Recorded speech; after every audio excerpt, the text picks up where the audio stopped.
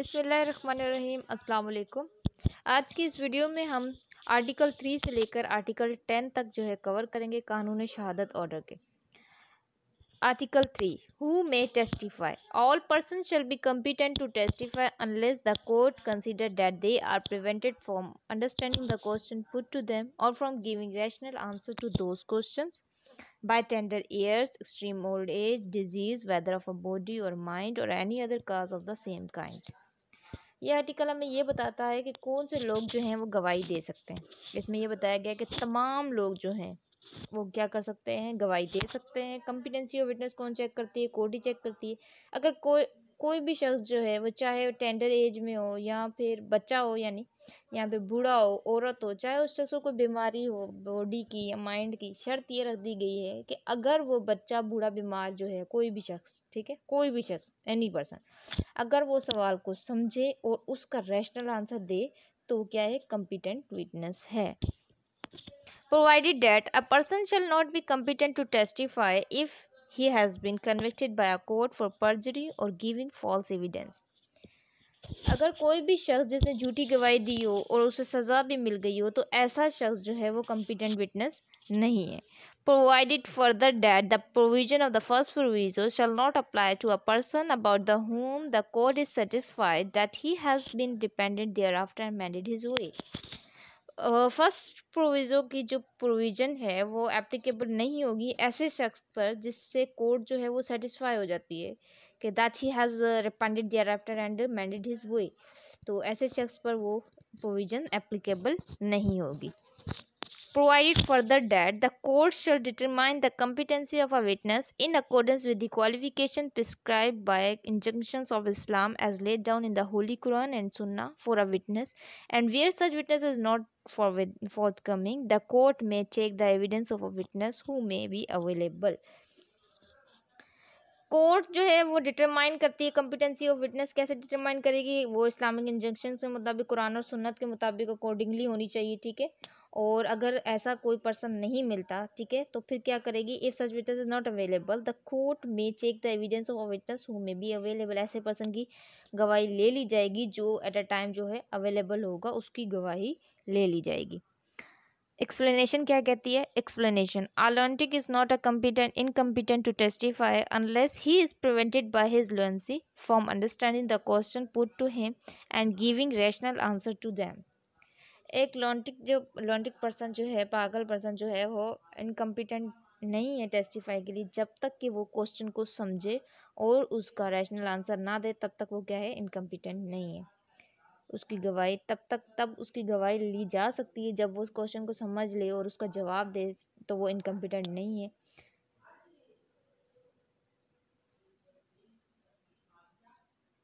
Article 4 जज and magistrates. No judge or magistrate shall, except upon the special order of some court to which he is subordinate, be compelled to answer any question as to his own conduct in a court as a judge or magistrate, or as to anything which came to his knowledge in court as such judge or magistrate, but he may be examined as to other matter which occurred in his presence whilst he was so acting. अब इस art क्या है कि किसी भी जज और magistrate को जो है वो कंपेल नहीं किया जा सकता, ठीक है, उसको कंपेल नहीं किया जा सकता कि आकर गवाही दे। अगर एज अ जज और मैजिस्ट्रेट वो कोई मैटर डिसाइड करते हैं, डिसीजन देते हैं और वही केस किसी दूसरी जगह पर जो है प्रोसीड होता है, तो ऐसी सूरत में उस जज और मैजिस्ट्रेट को कंपेल नहीं किया जाएगा कि वो आएँ और आके गवाही दें। अच्छा, इसमें अब दो सूरतें, इसी आर्टिकल में दो सूरतें भी बयान कर दी गई हैं कि किन में उनको बुलाया जा सकता है, एक्सेप्शन भी दे दी गई है। तब जब उन्हें कोई ऑर्डर मिलता है, स्पेशल ऑर्डर वो रिसीव करते हैं किस कोर्ट से, जिसके वो सबऑर्डिनेट हैं, उस कोर्ट से वो ऑर्डर रिसीव करते हैं, तब उनको जाना पड़ सकता है। और उस जज और मैजिस्ट्रेट के सामने कोई ऐसा ऑफेंस हो जाता है, कमिट हुआ हो, और उसके अलावा कोई दीगर शख्स जो है विटनेस भी नहीं है उसमें, ठीक है, तब भी सुपीरियर कोर्ट जो है उन्हें बुला सकती है कि भाई आएँ और आके जो है वो स्टेटमेंट रिकॉर्ड करवाएं। Article 5 communications during marriage.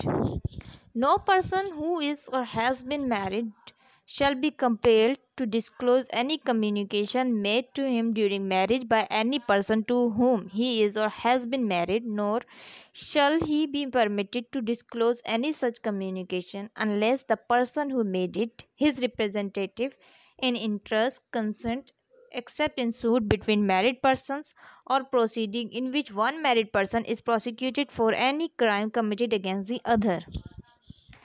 अब इस आर्टिकल में हमें ये बताया गया है कि कोई भी मैरिड कपल है, चाहे वो बीवी हो या शोहर, दोनों में से किसी को भी एक दूसरे के खिलाफ जो है एविडेंस देने के लिए मजबूर नहीं किया जा सकता। दोनों में से किसी को भी एविडेंस रिकॉर्ड करवाने या गवाही देने के खिलाफ कंपेल जो है नहीं किया जा सकता। एक दूसरे के खिलाफ गवाही नहीं दे सकते। सिर्फ शादी के दौरान ही नहीं, ये नहीं कि जब तक वो मैरिड हैं तब तक ही। अगर उनमें तलाक हो जाती है, अलहदगी हो जाती है, तब भी वो एक दूसरे के खिलाफ जो है गवाही नहीं देंगे कोर्ट में आगे। दो तरह की इसमें रिस्ट्रिक्शंस इम्पोज की गई हैं। एक, इनको कंपेल नहीं किया जाएगा एविडेंस के लिए। दूसरा, अगर वो अपनी मर्जी से भी है, ठीक है, अपनी मर्जी से ही आके गवाही देना चाहे, तब भी उनको परमिट नहीं किया जाएगा कि वो गवाही दें। अच्छा, इसमें एक एक्सेप्शन भी दी गई है कि भाई कब वो एक दूसरे के खिलाफ जो है गवाही दे सकते हैं। अगर हस्बैंड और वाइफ में से किसी ने एक दूसरे के खिलाफ ही कोई ऑफेंस कमिट कर दिया हो, ठीक है, तो ऐसी कंडीशन में अब वो एक दूसरे के खिलाफ उस ऑफेंस की हद तक, सिर्फ वो जो ऑफेंस हुआ है उस ऑफेंस की हद तक वो जो है वो आकर गवाही दे सकते हैं। Article 6. Evidence as to affairs of state. No one shall be permitted to give any evidence derived from unpublished official records relating to any affairs of state except with the permission of the officer at the head of the department concerned, who shall give or withhold such permission as he think fit. अच्छा, state के जितने भी मामलात होते हैं उनके बारे में किसी भी पर्सन को परमिट नहीं किया जाएगा कि वो एविडेंस ड्राइव करे उस अनपब्लिश्ड ऑफिशियल रिकॉर्ड से। ऐसे मामलात, अफेयर्स जो खालिस्तन जो है सिर्फ स्टेट के साथ हो, जिनके डिस्क्लोज करने से, अगर उनको डिस्क्लोज किया जाएगा तो क्या होगा, स्टेट के इस्तेकाम को ख़तरा हो सकता है, ठीक है, इस्तेकाम जो है वो ख़तरे में पड़ सकता है। तो ऐसे मामलात को डिस्क्लोज करने की परमिशन नहीं है। Article 7. Official communications. No public officer shall be compelled to disclose communication made to him in official confidence when he considered that the public interest would suffer by disclosure. Explanation. In this article, communication include communication concerning industrial or commercial activities carried on directly or indirectly by the federal government or provincial government or any other statutory body or corporation or company set up or controlled by such government. अच्छा, article 7 हमें जो है वो ये बताता है, इसमें एक वर्ड यूज़ हुआ है ऑफिशियल कॉन्फिडेंस। ऑफिशियल कॉन्फिडेंस से मुराद जितने भी ऑर्डर जो है सुपीरियर अथॉरिटी अपने सबऑर्डिनेट ऑफिसर को करती है, वो तमाम ऑर्डर जो सुपीरियर अथॉरिटी अपने सबऑर्डिनेट ऑफिसर को कर रही है, वो किस में कर रही है, वो एक ऑफिशियल कॉन्फिडेंस में कर रही है। जो भी ऑर्डर होते हैं, ठीक है, वो ऑफिशियल कॉन्फिडेंस में होते हैं। वो ऐसे ऑर्डर होते हैं जिनका जानना जो है वो सबके लिए ज़रूरी नहीं होता, ठीक है। अगर वो सब जानेंगे तो उसको सब नहीं जान सकते, क्योंकि उससे मुफादे आमा को जो है नुकसान पहुंचने का ख़तरा होता है। इसे शेयर करने की इजाज़त नहीं है, ना अवामी सतह पर और ना ही उस डिपार्टमेंटल सतह पर इसको शेयर करने की इजाज़त नहीं। Article 8. Information as to commission of offences. No magistrate or police officer shall be compelled to say where he got any information as to commission of any offence, and no revenue officer shall be compelled to say when he got any information as the commission of any offence against the public revenue. Article 8 जो है हमें ये बताता है कि किसी भी magistrate या पुलिस ऑफिसर को कंपेल नहीं किया जाएगा ये बताने के लिए कि उसने वो इन्फॉर्मेशन कमीशन ऑफ ऑफेंस की कहाँ से ली है, कहाँ से मौसूल हुई। ना ही किसी रेवेन्यू ऑफिसर को कंपेल किया जाएगा कि उसने उस ऑफेंस की इन्फॉर्मेशन कहाँ से ली है। जो भी ऑफेंस जो है वो पब्लिक रेवेन्यू के अगेंस्ट हुआ हो, उससे उनको ये कंपेल, इन तीनों में से किसी को भी कंपेल नहीं किया जाएगा कि वो जवाब दें कि उन्होंने वो ऑफेंस, जो कमीशन ऑफ ऑफेंस है, उसकी इन्फॉर्मेशन कहाँ से रिसीव की है। असल में होता क्या है कि जैसे पुलिस वालों ने ना अपनी जगह जगह जो है मुखबरे ख़ास ताइन किए होते हैं, जो इन्हें पल पल की रिपोर्ट जो है वो कर रहे होते हैं। हर जगह पुलिस तो नहीं होती, पुलिस से तो लोग डरते हैं, तो अपना सब कुछ तो वो नहीं बताते। तो उन्होंने अपने क्या किए हुए होते हैं, मुखबरे ख़ास ताइन किए हुए होते हैं। जो इन्हें जो है रिपोर्ट करते हैं कि अब पुलिस वालों को ये कंपेल नहीं करके नहीं पूछा जा सकता कि भाई उन्होंने वो इन्फॉर्मेशन कहाँ से मौसूल की है। Article 9 professional communication. अब ये जो है आर्टिकल जो है वो एडवोकेट्स के बारे में।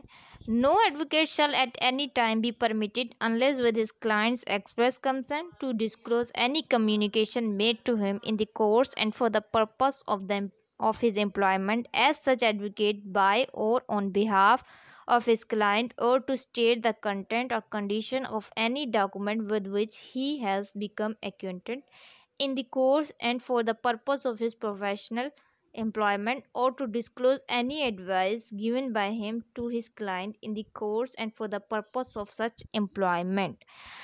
आर्टिकल 9 जो है वो एडवोकेट की बात करता है। जैसे मैंने आपको बताया, ये आर्टिकल हमें ये बताता है कि जब हम किसी को वकील करते हैं ना किसी भी केस में, तो जैसे डॉक्टर को अपनी सारी तकलीफ से आगाह करते हैं, इसी तरह वकील को भी सारी हकीकत जो है बताई जाती है। तमाम फैक्ट सर्कमस्टेंसेस जो हैं उससे शेयर किए जाते हैं।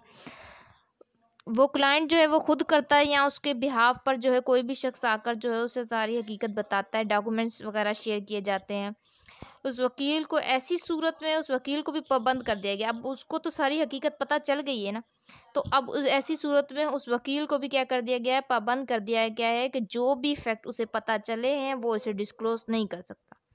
अगर तो उसका क्लाइंट किसी केस में उसे जो है वो परमिशन दे देता है स्पेसिफिक किसी फैक्ट के बारे में, तो वो एविडेंस देना चाहे तो उसके बारे में वो दे सकता है। बाकी तमाम जो भी फैक्ट्स और सर्कमस्टांसेस उसको पता है, वो वकील को बाउंड कर दिया गया है इस आर्टिकल के तहत कि वो उसको शेयर नहीं कर सकता।